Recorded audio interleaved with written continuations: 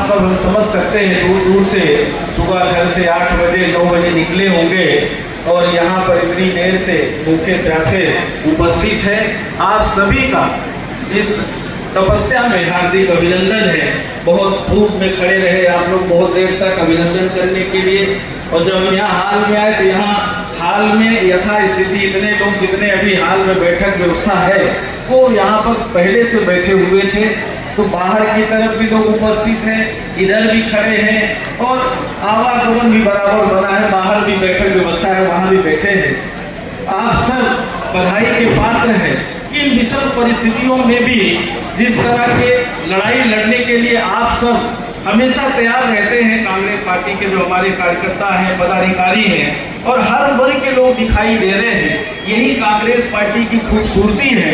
बस हमें मिलजुल कर और अच्छे से लड़ने की आवश्यकता है। हमें मुद्दों को चिन्हित करने की आवश्यकता है।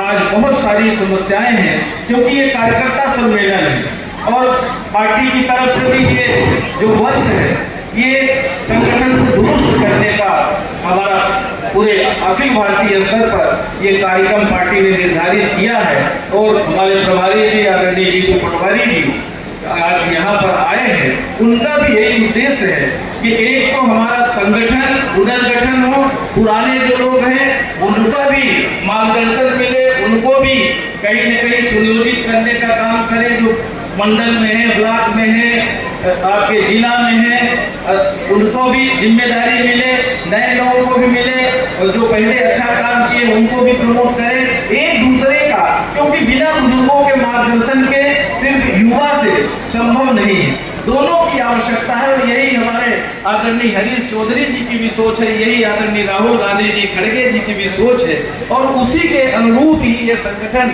पर उसके लिए कहीं न कहीं हम सबको मिलकर काम करना पड़ेगा, हम सबको थोड़ा थोड़ा त्याग भी करना पड़ेगा, तपना पड़ेगा। और जहाँ कहीं भी अन्याय अत्याचार होता है वहाँ हमें लड़ने के लिए तैयार रहना पड़ेगा।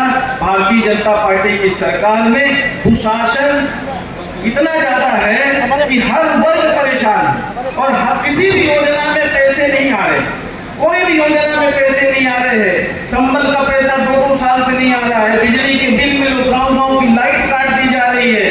खाद्यान्न वितरण में धांधली है। सिर्फ समूह चलाने का काम चल रहा है भाजपा के नेताओं द्वारा। बहुत सारी समस्याएं हैं और अपराध की इतना यहाँ बढ़ा हुआ है कि जिसका कोई अंदाजा नहीं लगा सकते। और एक यहाँ पे डिबेट हुआ था बीच में और पत्रकार महोदय ने हमसे पूछा कि रीवा संभाग बहुत विकास कर रहा है या उड़ रहा है। हमने कहा हमारे मुंह से सबसे पहला वर्ड निकला कि हाँ, नशे के कारोबार में जरूर उड़ रहा है। और ये सच्चाई है कि हमारा विंध्य रीजन पूरा नशे में डूब गया है। कानून व्यवस्था नाम की चीज नहीं बची है। मऊगंज में जो घटना अभी घटित हुई है वो कोई सामान्य घटना घटित नहीं हुई है। ये क्यों ऐसी इस तरह की घटनाएं घट रही है? और इसके लिए हम तो यही कहेंगे कि इसके लिए सरकार दोषी है, कानून व्यवस्था दोषी है। अगर समय पे किसी काम का निराकरण हो जाए तो फिर इस तरह की घटना कभी घटित नहीं होगी। पर ये सरकार सो रही है, लूट खसोट में लगी है, भ्रष्टाचार करने में लगी है। इनको आम जनता की समस्याओं से कोई लेना देना नहीं है। यहाँ के जैसे अभी बाबा मिश्रा जी बोल रहे थे, अन्य साथियों ने बोला, उप मुख्यमंत्री है, बहुत बड़ा महकमा है और सबसे ज्यादा अव्यवस्था स्वास्थ्य व्यवस्थाओं में है। सबसे ज्यादा व्यवस्था आप कहीं भी चले जाइए, किसी सामुदायिक स्वास्थ्य केंद्र, प्राथमिक स्वास्थ्य केंद्र, मुख्य स्वास्थ्य केंद्र ताला डरा हुआ मिलेगा और अगर खुला भी है तो वहाँ सुविधा नाम की कोई चीज नहीं है। जिला चिकित्सालयों में यही हाल है।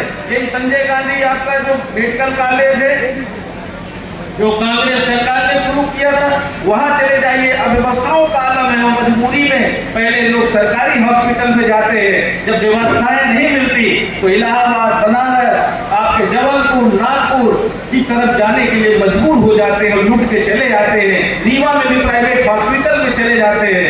ये काम चल रहा है। ये किसकी जिम्मेदारी है? हमारी जब भी सरकार रही है देश और प्रदेश में तो बनाने का काम किया है, जोड़ने का काम किया है, सबको न्याय देने का काम किया है। हमारे पास बताने के लिए बहुत है और आप सबसे हमारा आग्रह यही है कि हम सब लोग आपस में संगोष्ठी करें और टोले मजरे में जाएं, गरीब बस्तियों में जाएं, जो हमसे दूर हो गए हैं उनके बीच में जाएं, जो सबसे ज्यादा जिस वर्ग के मतदाता हैं उनके बीच में जाएं और उनको हम ये बताएं कि हमारे साथ किस तरह से अन्याय अत्याचार हो रहा है। आज राहुल गांधी जी संविधान बचाने की लड़ाई लड़ रहे हैं और अभी यहाँ पे मिश्रा जी बोल रहे थे, महापौर जी बोल रहे थे विधानसभा में यहाँ के घोटाले उठाए जाए, लोकसभा में उठाए जाए। अरे जब लोकसभा और विधानसभा चलती नहीं और विपक्ष के लोगों को बोलने का मौका नहीं देते तो मुद्दा उठेगा कहाँ?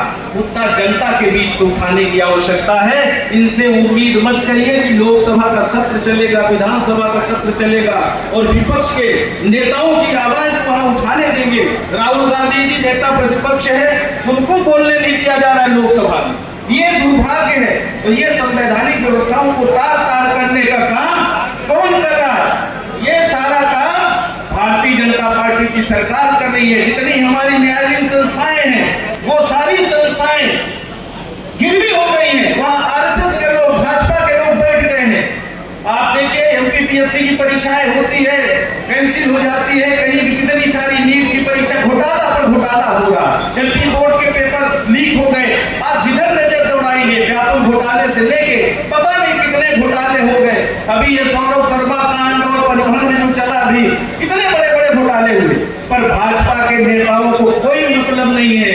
ये तो मजाक उड़ाते हैं। कांग्रेस देने का काम करती है, कांग्रेस ने इतनी सारी योजनाएं जनता के लिए बनाई और भाजपा के नेता, अभी प्रहलाद पटेल जी का वक्तव्य आप सबने सुना होगा कि उन्होंने क्या कहा। प्रहलाद पटेल जी ने, प्रहलाद पटेल जी बोलते हैं कि भिखारी बन के चले आते हैं, आवेदन देते हैं रेवड़ी लेने के लिए। अरे वोट मांगते समय तो किसी भी पार्टी का नेता हो जनता के गरीब के दरवाजे दरवाजे जाता है और वोट मांगता है कि हमको जिता दो, तुम्हारे लिए हम ये काम करेंगे, वादा पर वादा करते हैं और जब चुन के चले जाते हैं। और ये प्रहलाद पटेल की भाषा नहीं है, ये आरएसएस और भाजपा की भाषा है। जो उन्होंने बोला है ये भारतीय जनता पार्टी की यही संस्कृति है।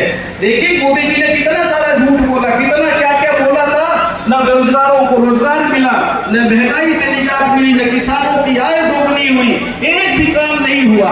और सिर्फ इन्होंने झूठ बोल के वोट लूटने का काम किया और वही मध्य प्रदेश की सरकार बनाने के लिए लगातार ये झूठ बोलने का काम कर रहे हैं, सिर्फ वादा करते हैं। इसलिए हम सब मिलकर इस लड़ाई को लड़े और लड़ाई और सरकार इसलिए बननी चाहिए कि हम लोगों को न्याय दे सकें। हमारे नेताओं ने यही काम किया, देश को आजादी दिलाने से लेके जब सत्ता में रहे हैं तो देश की जनता के लिए, किसानों के लिए, गरीब मजदूरों के लिए, अनुसूचित जाति जनजाति, पिछड़ा वर्ग, सामान्य वर्ग, हर वर्ग को जोड़ने का काम किया है। सबके लिए नीतियां बनाई है, शिक्षा है, स्वास्थ्य है, बुनियादी जो सुविधाएं हैं, पानी है, बिजली है। आज हैंडपंप 6 महीने से साल भर से खराब है, मेंटेनेंस का काम नहीं हो रहा, गाँव की बिजली काट दी जा रही है। ये किस तरह का माहौल वातावरण प्रदेश में है, इसके लिए हम सबको लड़ना पड़ेगा और अगर हम कोशिश करेंगे तो हमें कामयाबी जरूर मिलेगी। कहते हैं लहरों से डरकर कभी नौका पार नहीं होती और कोशिश करने वालों की कभी हार नहीं होती। हम कोशिश करेंगे तो 100% कामयाब होंगे। और जब हमें हरीश चौधरी जी जैसा प्रभारी मिला है, सहज सरल, तो फिर और हमारे प्रदेश अध्यक्ष जीतू पटवारी जी जैसे और नेता प्रतिपक्ष भी उमंग सिखा रहे हैं, आदिवासी है वो भी जुझारू है, विधानसभा में वो लड़ाई लड़ रहे हैं सब विधायक साथियों के साथ। तो हमारे प्रदेश अध्यक्ष जीतू पटवारी जी भी जब से बने हैं लगातार सड़क पर संघर्ष कर रहे हैं, संगठन को मजबूत करने के लिए काम कर रहे हैं। आइए हम सब कार्यकर्ता साथी ये संकल्प लें कि हम सब लोग मिलकर इस काम को पूरा करें।